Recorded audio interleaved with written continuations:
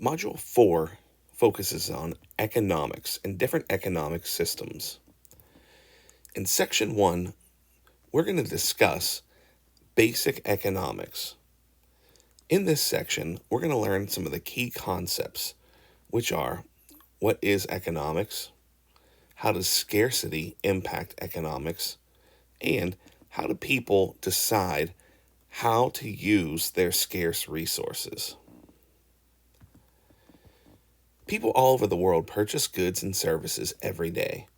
Goods are products that people consume or use. These can be food and sometimes tools. Services are things that people do for each other. For example, a nurse provides services by helping students who are sick or hurt. How people get their food, goods, and services is determined by global, national, and local economies. An economy is a system of producing, selling, and buying goods and services. And economics is the study of economies. No matter where people live throughout the world, all people face the same basic economic problems, and that is scarcity. Scarcity is when there is not enough resources to meet people's wants. People have unlimited wants, but resources available to satisfy wants are limited. When a resource becomes scarce, it is harder for producers to get it. Products made with that resource become more difficult for the consumers to find. As a result, the prices for these items usually rise. Scarcity forces us to make choices. We must decide what things we need and what things we want. Choices work hand in hand with cost. For every choice you make, you give up something else. In economics, this choice is called a trade-off. The value of the thing that you give up is called an opportunity cost. Imagine that you received money for your birthday, and you want it to buy a new video game. But your friends invite you to play laser tag. You don't have enough money for both. If you choose the video game, the value of the laser tag is your opportunity cost. When we purchase items from the store, we make decisions about the product and the price of the product. Consumers help determine what sellers will produce and what they will charge for their products. The price of a good or service is usually determined by the laws of supply and demand. Supply is the amount of good or service that businesses are willing and able to produce. Demand is the desire to have a good or service and the number of people who are ready to buy it at a certain price. The law of supply states that businesses are willing to produce more of a good or service when they can charge a higher price. The law of demand states that consumers will want to buy more of a good or service when the price is low. As prices for goods and services rise, consumers will buy less of them. Incentives or benefits influence economic activity. One of the most important incentives that drives businesses are profits. Profit is the money an individual or business has left after paying its expenses. Another type of incentive is saving money. Coupons are an incentive that allow the consumer to save money when they're purchasing a good. If enough people use the coupon and go to the store, the business will still make a profit even though the item is being sold at a discounted rate. A third type of incentive is receiving something extra. If you've ever purchased something that was buy one, get one free, when people buy things in these kind of sales, they also receive a free good or service. Interaction between consumers and producers happens every day at a local, state, and national and international level.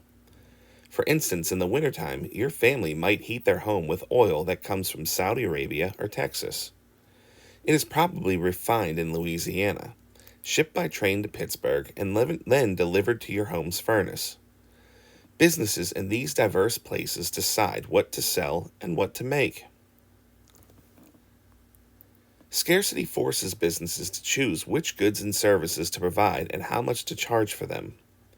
There are three basic questions that individuals, businesses, and companies must answer when considering starting a business. What are they going to produce? How will it be produced? And for whom will it be produced? In order to understand these questions and how they are answered, economists study factors of production. They are the basic resources needed to produce goods and services. There are four main factors of production that are seen here on this slide. They are natural resources, and those are the oceans, mines, forests, places that provide us with the raw materials that are needed to produce a good. Land is also a very important natural resource for business. They are labor, or the human time, effort, and skills and talent needed to produce goods and services. Workers sell their labor in exchange for payment that's called income. Many workers earn income in the form of hourly wages. Other workers are paid a salary. Salaries are fixed earnings rather than hourly wages. A salaried person is paid the same amount of money no matter how many hours he or she works. A third factor of production is called capital. Capital is goods used to make other goods and services. Capital includes tools, trucks, machines, factories, and office equipment. These items are often referred to as capital goods. Financial capital is the money that a business uses to buy the goods, tools, and equipment. And finally, the fourth factor of production is entrepreneurs. An entrepreneur is a person who organizes, manages, and assumes all the risk of business. These are the people who come up with the idea for how a new product or new way of doing business. The one thing that each of these factors has in common is that there is a limited supply of each of them. They are scarce. When any factor of production is in short supply, problems can arise. Farmers use skills and tools to grow strawberries on their farm. They sell those strawberries at a market. If a drought destroys farmland, the farmer will produce fewer crops. Their businesses will be hurt. Farmers using skills is the labor factor of production. The tools that they use are the capital factors of production. And the land that they use to grow it on is a natural resource. They sell those strawberries at the marketplace. They are entrepreneurs. In that example, we can see all four factors of the production in action. Strawberries would be scarce if their drought ruined the farmland. Consumers and businesses would likely have to buy strawberries at a higher price. This would cause what is called a contraction of the strawberries farmer's business.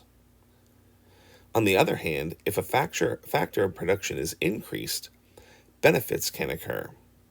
If there was a good rainfall and the farmer has a record crop of strawberries, strawberry prices would be lower. The greater crop yields would allow the expansion of the farmer's business. He could afford to hire more workers, buy more equipment, or possibly buy more land in order to farm. Factors of production are not distributed equally. For this reason, countries have to decide what to produce based on the resources that they have. This situation creates specialization. Specialization occurs when individuals or businesses produce a narrow range of products. For instance, South Africa is rich in gold, diamonds, and mineral resources. Developing a mining industry has helped make South Africa one of the richest countries in Africa. Resources shape how a society produces goods and services. In Rwanda, their economy is based on agriculture. Rwandans are rich in agricultural labor. Nearly 80% of their people work in farming. They grow crops on small plots of land near their homes. In terms of capital, they have simple farming tools, but very few tractors or roads.